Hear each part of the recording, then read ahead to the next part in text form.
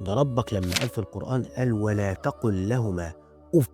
أف دي هي أقصر كلمة في اللغة العربية، يعني كلمة من حرفين. ربك سبحانه وتعالى قصد يقول الكلمة دي من حرفين علشان حاجة واحدة بس، علشان يعرفك إنك أقل كلام تقوله لأبوك وأمك يكون كلام أنت مش وزنه ومش عارف إن الكلام ده خطير جدا إنك تتكلمه مع الأب والأم، فجاب لك أخف ميزان للكلام اللي ممكن تقوله بلسانك باللغة بتاعتنا. أف، ألف وف، يعني حرفين فقط لا غير يدخلوك جهنم ما تخرجش منها.